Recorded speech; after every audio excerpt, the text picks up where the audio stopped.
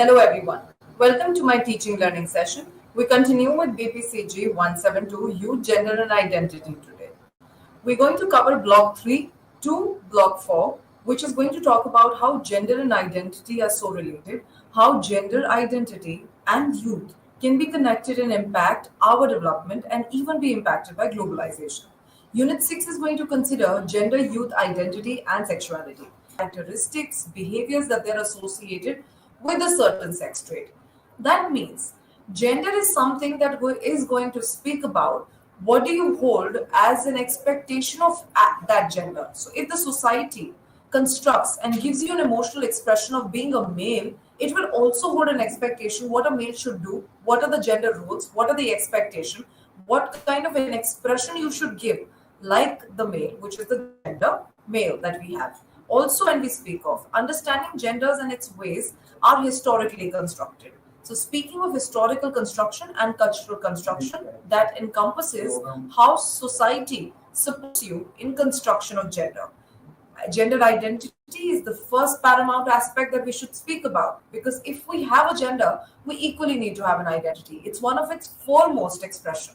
So gender identity refers to something how one understands, experiences one's own gender. So before you hold a gender which is a boy, you should equally understand what is the expression of a boy which is being constructed by the society to you, which is it involves a personal psychological sense of being male or female or neither probably. Today, that as we have so many of being a gender, it's even a psychological aspect of being a gender, which is the way you think, the way you reason, the way you judge yourself and the world around you. Now, when we speak about male and female, the most common gender identities are that. And in the Western culture, we need to understand that there are dualities of thinkings, which is male is considered completely different, having different options, different ways of feeling, being expressing your emotions and actions. Now, understanding that gender roles are a very huge part not only of Indian society, but I feel it's a part of all the societies, Western or Indian, gender roles are extremely important. And it is actually being learned through socialization. So we actually gender socialize children. We need to keep that in note.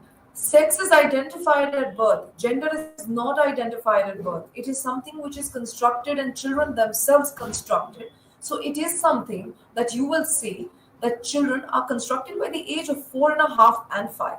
By 5 years of age, you should understand they will not have a confusion of being a male or a female.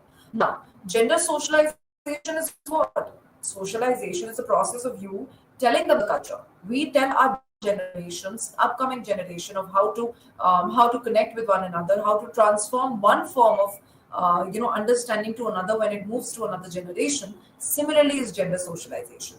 It is a process of teaching individuals how to behave under social expectations of their own gender, which is with the help of socialization, we show them how people behave as a male, how people behave as a female, and what they should also expect as male and female. This is known as gender roles. So, gender socialization will also involve teaching of gender stereotype. Stereotype, when we speaking of gender roles and speaking of gender stereotype, gender roles are something where you expect that this is what is being taught to me as a male, and I am exhibiting the same kind of expression, the same kind of actions, the same kind of feeling. But gender stereotype does have that positive and negative, aspect to it. So when we speak about gender stereotype, these are certain behaviors which and attitude which is considered characteristics of boys and girls. And at times these are those group of ideologies and those ideologies that can be even negative. Stereotype has the capacity of being both positive and negative. And like for example, we always presume that women or girls need to be passive and boys are very aggressive. So most children learn their gender roles also through these gender stereotypes, that being a girl, I need to learn to be passive. And boys assume that I needn't be passive. I can throw about my anger. I can obviously express it in a more elaborate manner. Now, this is something which is actually being made to learn to a 2 year old or a 3 year old when they're growing up. So, did you realize how socialization teaches you gender roles? These gender roles are equally impacted by the stereotypes of the society. Stereotype of society, let's take another one that we have. Males do not cry, they do not exhibit their emotional side, and most of the time. And we women, on the other end, tend to be overly emotional. The stability is higher, but they're equally very emotional. So you will find that we will find women capable of crying most of the time, expressing crying while expressing their emotions. And in contrast to that, gender as a male will are not someone who should be crying. They are strong, emotionally strong. So these are gender stereotypes which now will influence gender roles. How will they influence gender roles? They will influence that a male, while will be growing up as a kid, will say that I will not cry because I'm a boy. I am needn't being crying. I need not be the one who should be crying. Whereas the girl, while falling down, expressing her emotional defeat, might exhibit it by crying and telling that I've lost today. And she feels that it's okay for a girl to cry because this is one of our ways of expression of emotion.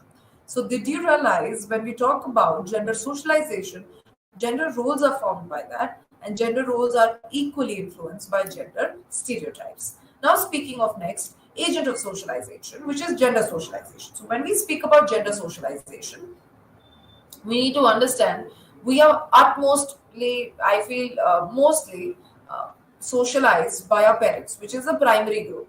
So, speaking of the primary group, that comprises of our parents, someone who provides the first-hand experience regarding what are gender expectations. They are the people who are role models to us. Like our father act as a role models for the sons, and the mothers act role models for the daughters.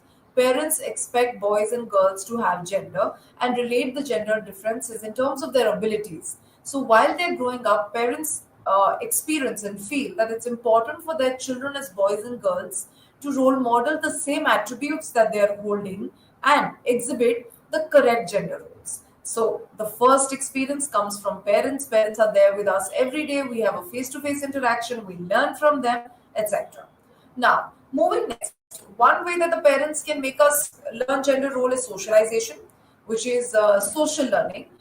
We make an observation of whatever our parents do. So, role modeling is one of the most simplest way. The other could be reinforcement, which could be positive reinforcement and negative reinforcement, which could be if a boy shows aggression after winning, and he could be appreciated for that. So that's a reward. We can give them the best meals that they like. So after winning, showing aggression, the little boy is rewarded by the father and the mother. So the boy feels that showing aggression is is a positive trait to human beings. Now when we speak about girls sitting properly, dolling themselves very nicely, wishing everybody, greeting everybody, and being passive in a social gathering. Once she goes back home, the mother feels very pleased and then gives her something that she likes. This is again reinforcement.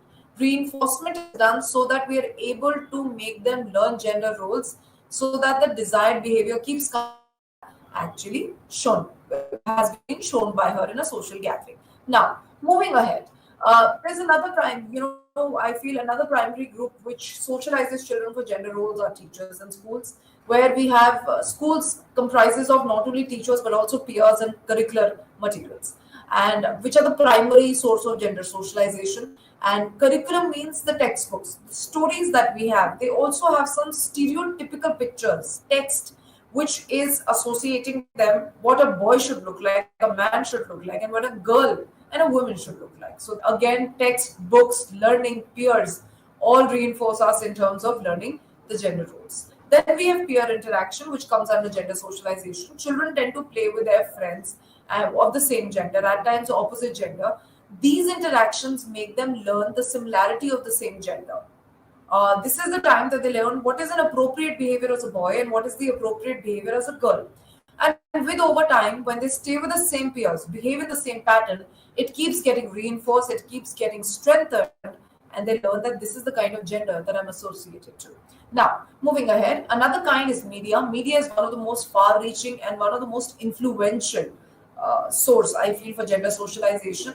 And because of media only today, that genders, the way that they are being socialized and the roles that they are using are very different from the past centuries of 19th and 17th, which includes media, movies, TV, books, which teaches children that what is it to be a boy and is it fine to be crying, is it not fine to be crying. As a woman, you need to be passive, a woman, you need to be emotional.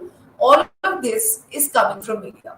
Why media did I say is influential? Because it is now, today, available in maximum categories. Social media is such a big bubble that we all are surrounded with, which comprises 60% of children. Then we have newspapers. Then we have broadcasting radios, which is the audios that we listen, the television on a day to day living that we go on. Mobile phones actually hold maximum amount of social media connect that children are associating to. So I feel the maximum amount of gender role shift will happen because of social media and media that we have. So these are few kinds of ways that gender can be socialized. Remember, gender socialization is a lifelong process. Once the gender is formed at the age of 5, we need to be keep reinforcing them. We need to be keep telling them that they can change in terms of role, they can be shift, there is dynamism in it. So it's a very lifelong process, and it goes on not only till an adult life of early adult, but also middle and later adult. So it's a lifelong cycle that we all will be associated to. Now, moving ahead. There are some examples of gender stereotype that we can look down to, like girls being more docile, boys being more stronger, being more aggressive. Girls are okay to be sulking, boys are not appreciated if they're sulking and crying. There's a theory which was given by Aglaes in 1987, which was social role theory that argues widely, which suggests that the kind of roles that a man does will stereotype the kind of gender that he's associated to and the kind of roles that he should be doing in the society, which suggests that if a man is doing a labor of 9 to 8, which is almost approximately 11 and 12 hours of labor, we associate men to have that strength and that sustenance. And at the same time, when we see women being the nurturant, the caregivers of the society, being able to manage children, and their division of labor depends upon the kind of family settings that they have. They pick up professions which allows not only growing themselves, but also allows to manage their household chores, manage their children, taking care of their families. So yes, division of labor, according to Aglae's theory, was very rightly stated, does give us the kind of gender roles that we should be exhibiting in society. So let's understand stereotypes, and in terms of gender stereotyping is done, which is a preconceived notion. So stereotype is a preconceived notion. It can be a positive and negative about a group, and there's a group of ideas upon a specific gender, and it could be both positive and negative. And at times these stereotypes can lead to a prejudice. Prejudice is a negative thing. It's unfairly impacting how you perceive and interact with people. So let's understand personality, assuming men and women to have a certain amount of personality, which is true. Women to be caregivers, nurturing, polite. Males to be somewhere, women to be more emotional, males to be less emotional.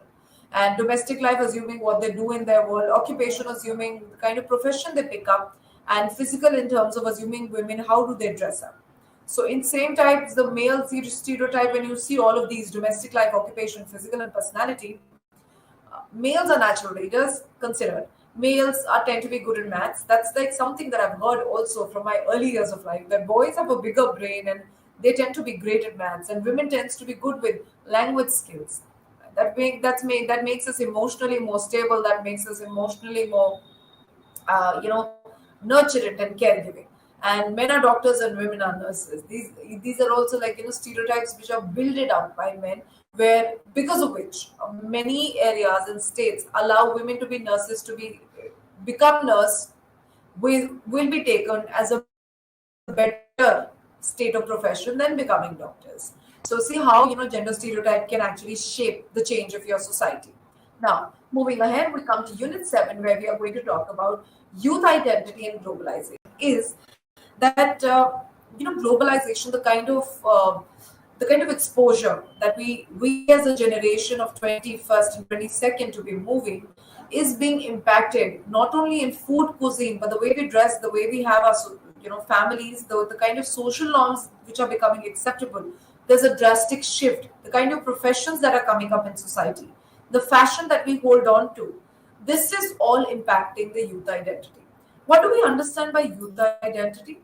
We need to know that when we speak about youth identity, the youth is forming an identity which is from the age of 12 to 19-20. That's the age distinction of youth, which is 18-19, finally finishes up here, and we move to early adulthood. This is the time youth development and identity happens through Erik Erikson's identity versus role confusion that we've even done in Unit 4 and 5. So when we speak about identity development, youth identifies itself as an identity at the age of teens, where they are answering questions like who am I, what do I want to do in life. All of this has been identified at this age. And speaking of that, once the youth identity is formed, remember, then it's going to be influenced by multifold of factors, which is, the different cultures, the cuisines, the dresses, the kind of culture that you're a part of. Also, it also talks about the family structures that are coming, the script and the norms which the family takes about. Also, new technology is making a drastic shift and change, which also suggests that earlier generation cohort may depend on the youth to learn. Thus, the earlier mechanism of culture transfer from earlier generation to the new are equalized, made bidirectional, which is true. What they're trying to tell us is, as per the technologies before, we used to transfer our knowledge as adults to our children, and children used to transfer it further ahead. So it was a very bi-directional thing, and whatever we learned from them as about the society, about the new generation, came back to us. But this bi-directionally is further emphasizing youth identity, which is thus results in complexity and changing local culture. Which is, when we talk about your parents giving out to you the culture and you giving out to the parents, you being a 19-year-old or probably a 15-year-old in 2023 and your parents being a middle adult or a later adult in 2023, your parents giving you moral conscience of 2020, in 2023 about and based upon what their life tragedies and their life learnings have been, which is coming from 18th, 19th and 20th century. You are the people of 21st century, and when this knowledge goes to them, it causes a lot of confusion because they are coming as a later adult in 2023 and you are the upcoming generation in something which is 2023. So this does cause a lot of confusion and complexity with children. That means there could be non-acceptance, there could be conflicts, there could be confusion while accepting identities and adjusting with this culture. So this is the reason that we call it so complex when we are talking about how youth is getting impacted by the globalization. Now let's come to the specific point. What is the positive point of having technologies? See, the positive point of having technology is flexibility, adaptation. We are far more better adapted. Because of the technology, we know how solutions can come quickly. But at the same time, the negative side is it implies a fragmented self. We are a little confused. We get distracted by so many things. And another thing, digital media is such a facade. There can be time that people do not show their real self right from their persona. They show a different picture to you. So technology has a very darker side to itself when it talks about. Also, when we view three strong interlinked social phenomena which are fundamentally changing and transforming, our understanding of what it means to be born as a man or a woman and what it means to be a young man and a woman is rapidly changing, which is very true. And we will discuss it in three links.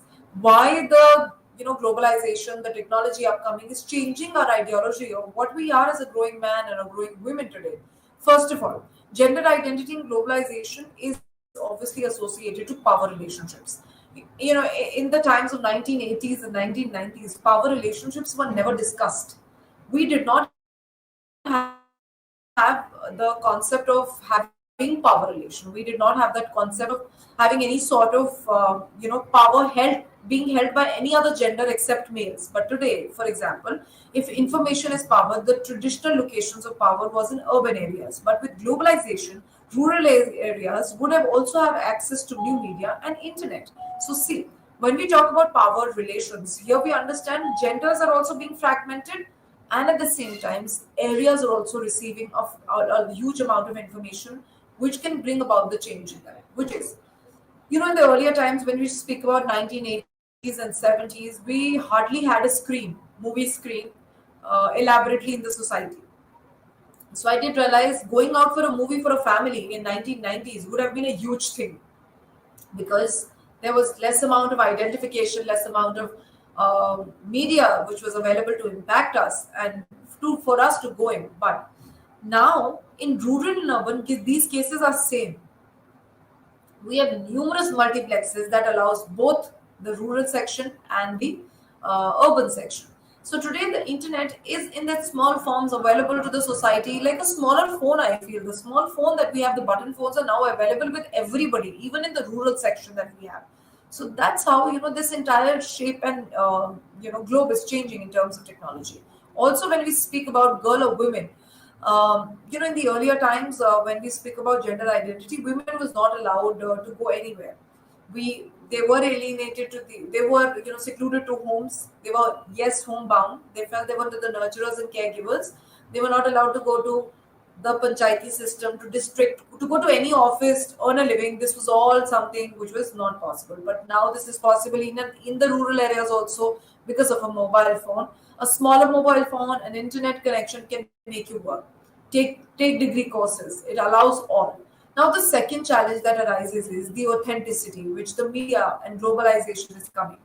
See, at times people can put up a picture which is not their face, not their age, not their context. So this is a more serious challenge, because this is such a huge facade and such a huge, I feel, a gimmick to people, where people are being roped in, not only for work but also for relationships, but also for selling out their property. Major context of the of their life are being sacrificed on social media. So for example, the internet and the content may not be appropriate for children, and they may be inadvertently or sometimes knowingly force them to watch it, and or the internet may provide false information and unvalidated information, which is true. These are risk factors that we need to know. And another third interlinked factor that we have, the society with fixed and stable gender socialization norms are increased with confronting critical information from societies and culture, which means that when we are talking about fixed gender, there are some societies which have gender roles which are stable and fixed, which will not change. The reason for them is the amount of gender learning, the stereotyping, the framework is all coming from the cultural society.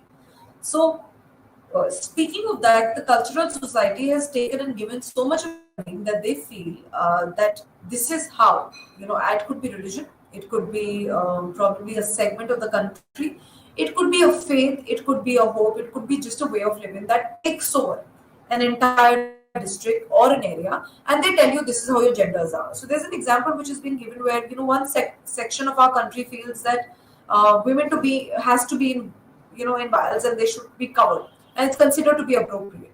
Imagine if the same woman goes outside, they're shamed upon that this is so religious custom. So remember, these are very what do you call the very contradictory concept, which could be good in one culture and could not be good in the other culture. This is what impact of social media is today. There's so much of revolt on customs of people, which should not be, which I feel is a religious or a cultural aspect. But then there are, because then we speak about the right to speech, the right of expression, the right of being able to come out in the society, etc. This covers the 3 points of how globalization is impacting the youth identity in youth. And now let's talk about, yes, gender stereotype does get some discrimination, because when we speak about gender stereotypes are collection of ideas about a gender, and that has to be something which is a preconceived notion. So that will bring about discrimination. Like, women are not great drivers, and males tend to be something which is intelligent in maths and street smart. Women to be great in speaking skills. All of this actually starts also, I feel, cropping in a little amount of discrimination amongst people. Now, moving ahead, gender, to conclude this, that gender identity in globalization also includes gender stereotyping, discrimination. Now, coming to the block 4 today that we start with, block 4 is going to talk about challenges related to youth gender and identity. So this block is going to equip us with the challenges that the youth face and the gender faces in terms of their identity. And at the same time, in this block, we are going to massively talk about, when we talk about challenges, we are going to talk about aggression, we are going to talk about violence, and where is it coming from. So let's start with this, the nature and definition of aggression and violence. So these are actually the major challenges of youth and gender today. According to Robert and Deborah in 1994, they actually highlighted that aggression is any form of behavior which is directed to somebody with the goal of harming them, providing them any sort of loss, or leading to any sort of malfunction in that person. Similarly, Barron and Richardson in 1994 stated on the same lines that aggression is a behavior which intends to put harm on the other individuals, which is not wished to be harmed. So there are times, the spur of the moment, we hit people where we are not intentionally looking forward to it, but it happens. So childhood experiences, if there has been troubled childhood experiences or traumas in there, it could lead to aggression later life. Media and social media can make you learn and role model. Academic influence is also there, when we divide people into races on the terms of academics, or probably in terms of people who are higher academics, then you're above below, and then you below average. Then psychological problems can also lead to youth aggression. Psychological problem in children could be conduct disorders, can be antisocial behaviors that could lead to youth aggression. Then there is peer influence, a massive influence on children and teenagers. Family influence, at times, the pressures in the family, the deadlines in the family. Substance abuse is directly associated to aggression. We have no debate about it. And mood disturbances that we come back to. So if we speak about aggression, is about being both verbal and physical, which is instrumental and impulsive. So it's a harm which can be both verbal, physical, and psychological, and it can be divided into two: instrumental and impulsive. I'll tell you the definition of the same. When we speak about the instrumental aggression, remember the instrumental aggression is coming to give a harm to the individual, like intent to do a harm, and it's all planned. We plan against a person and intend to put him into injury or any sort of harm. Whereas impulsive aggression is like the spur of the moment, the shoot of the hour. You had a fight, he hits you and hit you back. You hit them back, like with the same force and same vigor. Remember, that is something which we call as impulsive aggression. So now, after that, let's move to some theoretical perspective on aggression and violence. So that means we need to understand that, speaking of aggression is also being associated to theories, and explanation of the same is coming from the theories also. So let's start with the first and the foremost theory that we have, which is the biological aggression. Biological theories will always be the foremost to be discussed when we speak about how aggression is influenced and violence comes to youth. Why? Because, as civilization grew and society grew and, human beings were formed, gender and identity needed to stand for their own rights, which is the belief, the culture which is required to aggressively defend one's tradition and culture. So this is the biological perspective, that they say that their roots are coming from the evolutionary times.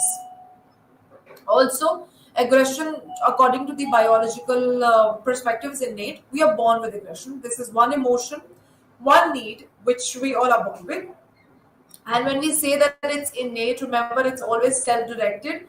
It is that instinct which is called thanatos, which was given by Sigmund Freud, and eros was the life instinct, which is sexual desires and needs. So thanatos is a self-destructing aspect in human beings, which gets directed to other beings, which is, we usually have thanatos opposite the other.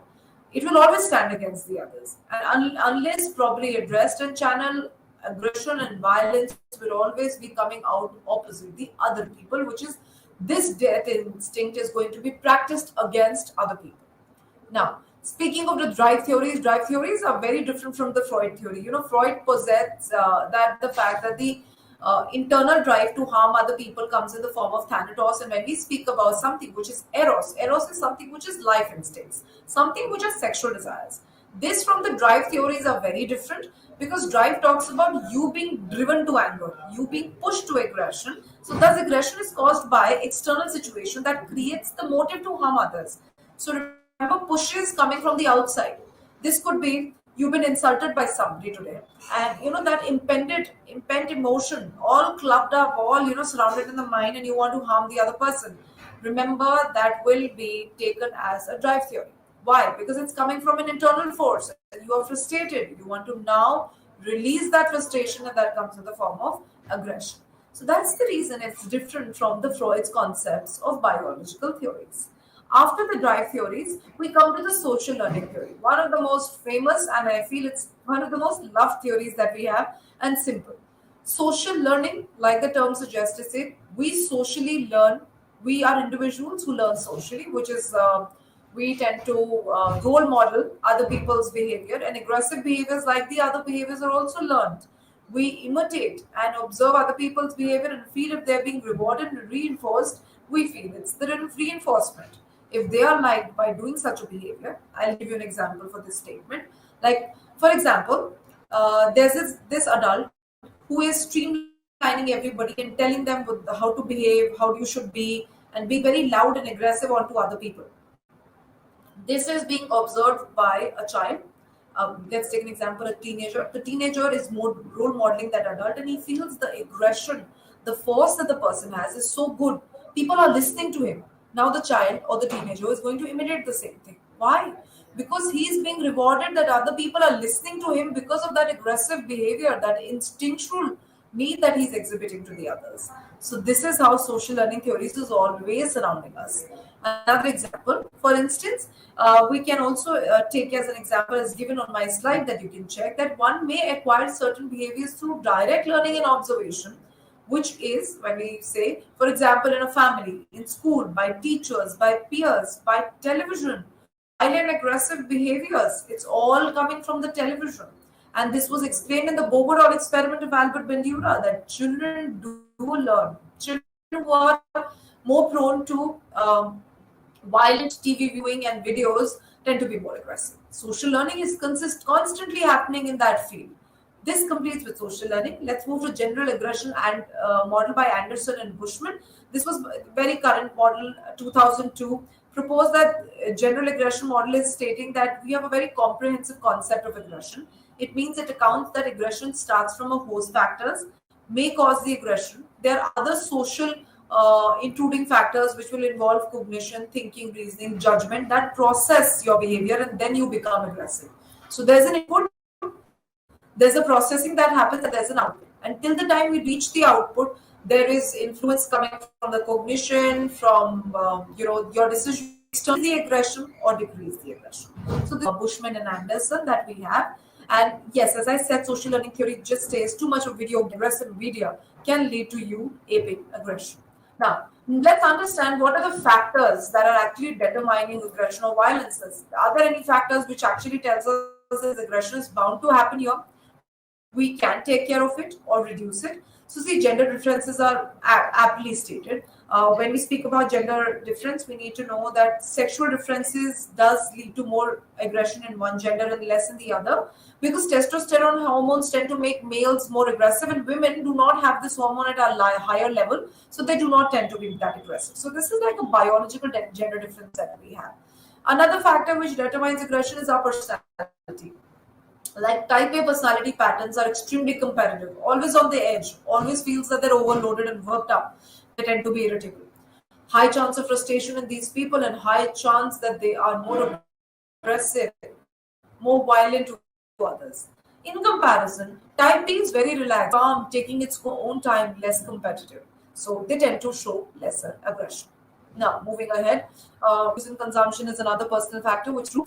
Speaking of alcohol, I suggest any substance which is taken at a greater level to a level of addiction can cause to increase physiological arousal, and which could lessen your inhibition and tolerant factors and lead to more aggressive outlook to the world, being more frustrated, more irritable, and speaking of socio-cultural factors, now when we speak about personal factors, these are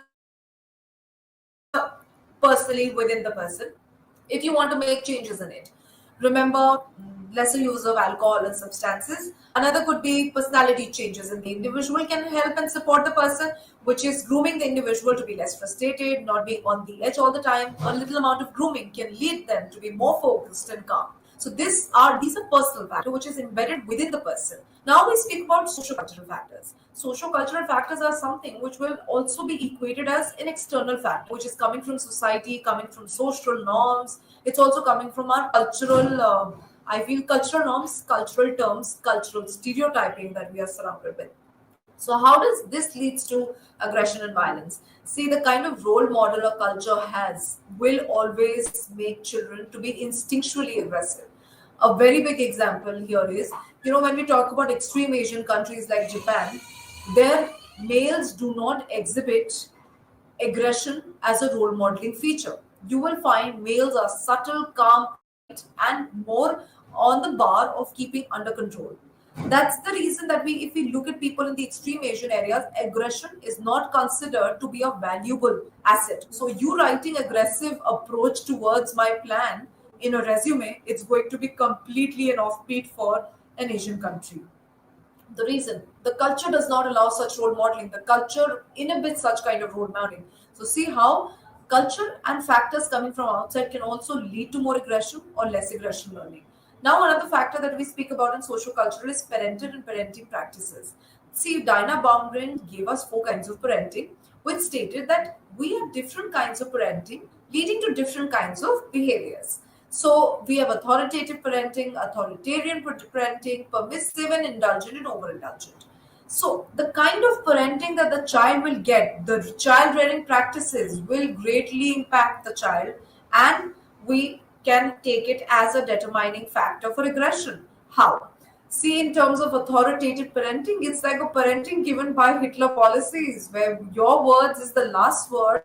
We do not explain the child that why do we need, this to be done by you. There is no reasoning. There is no compassion in decision making. Their word is the last word.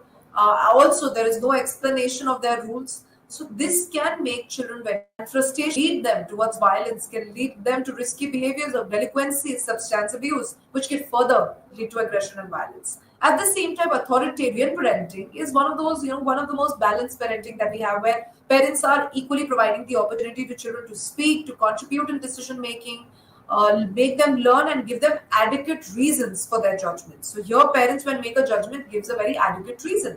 So we can say that parenting and socialization process from the parents can lead to both adaptive and maladaptive patterns of behavior, which can lead to aggression or violence, respectively. Speaking of these as environment, when we talk about social cultural factors, all of these environment, real and virtual, in terms of the virtual is media, video gaming, internet, television. And when we speak about internet, as I said, it's a whole big bubble of social media. It is something that we all are grouped under, and it causes so much of pent up aggression, irritability, self consciousness, which ideally is virtual. It's not a part of life. So, I gave an example even before in one of my sessions of 4 and 5 that, social media liking is something which is virtually not present. Reality not present, only virtually present. So, here you get 50 likes from people that you actually don't speak to. So it's all virtual, it's not a real conversation.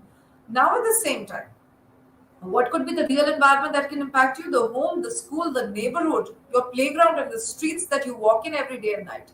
Reason, you are in reality present, there's an experience that you hold, and whatever experience that you hold becomes a part of your life. So that is a real and virtual environment, how they can impact you and can further make you learn, role model, aggression or violence. Moving ahead, we have another factor, which name shaming, etc., which lessens people's self-esteem and further causes a fight against that. So it's a very direct thing, a direct provocation that we give to people. Now remember, if you want to deal with aggression, what do we need to do? See, dealing with aggression, there are some techniques that we need to follow and equally equip people with mental health. WHO has been speaking that mental health awareness is an extremely important characteristics in teenagers today from 15 and ahead. So I feel dealing with aggression could start from some of the techniques like punishment. See, punishment is a direct full stop to a wrong and an aggressive behavior. This is like used for deterred violence, for aggressive behaviors in schools and families, and also at the same time is used by a law and order punishments, which is like capital punishment, being jailed, life sentence, etc. Though this is a very debatable concept when we talk about coming from the law, this would be on ethical grounds, would be as the kind of convict, the kind of crime that the convict has done, etc. Otherwise, punishment is one of the most foremost things that we should be looking forward to. Now, moving ahead is catharsis. I feel catharsis is a very psychologically involving pattern and psychologically involving strategy, and it's far-reaching than any other. Punishment, I feel, is on the ground of till the time you're punishing, aggression can be controlled. But catharsis is such a long-run technique that can be used and can actually completely erase aggression from your mind. Which is catharsis involves release of negative emotions and that build-up which is inside your body and mind. Expressing this pent-up feelings and emotion will help you reduce aggressive feelings and aggressive behaviors. How catharsis takes place. Catharsis not even forces people to speak.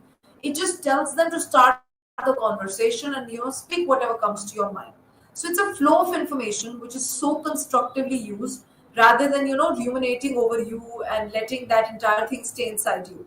Whereas negative emotion, which categorizes frustration, aggression, violent feelings, all of this actually ruins an individual's mental health and personality and human development. So, focusing on one's negative mood only to strengthen it can also be a problem at times. So, always remember, negative emotions should be, it should be vented out. There should be an outlet, that the window should be opened. You should not be hearing the emotions to let the person grow on it. We are not ruminating the emotion, we are venting it out. We should give them a release. We should give them a, allow them that release to come out and constructively use that aggression at the same time.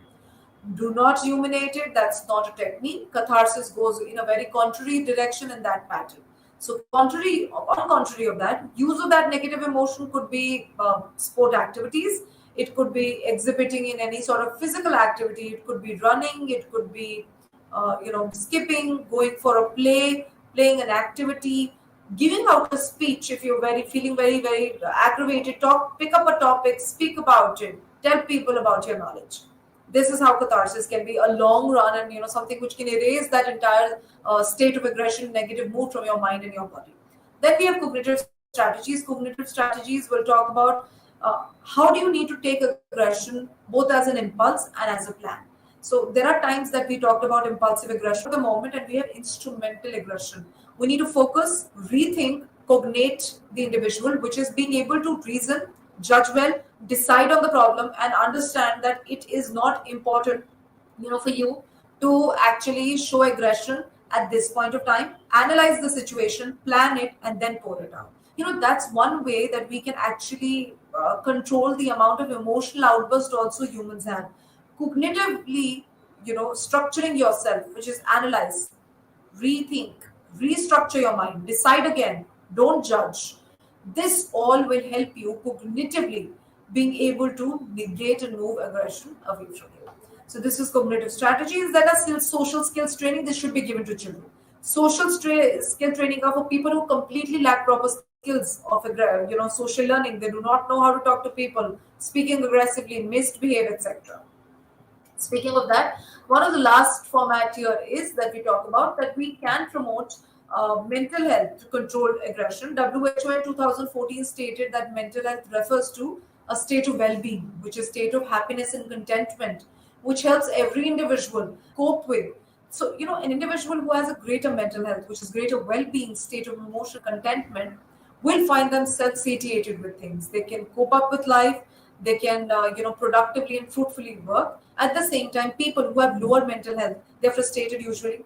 They do not take themselves. They have a very low self-esteem. So there are high chances of, that went out, that is happening all of a sudden with them, that comes out in a very inappropriate manner. Positive mental health should be people, staying active, talking sense, making real social connections, appealing to the, being appealing to all individuals, including opposite sexes, not skipping on sleep, having a confidant, which is having a confidant, some friend to listen to your problems, accepting yourself, eating healthy, no junk food, making yourself, treating your body as a temple. All of this can inculcate positive. This could be road to a positive mental health, and thus positive mental health will include, when we have to take away aggression from it, would be positive emotions, positive regulations of emotions, and positive role models. These are ways that we can associate mental health also to support us in aggression. So, more the positive emotions that you hold on to, lesser would be the aggression.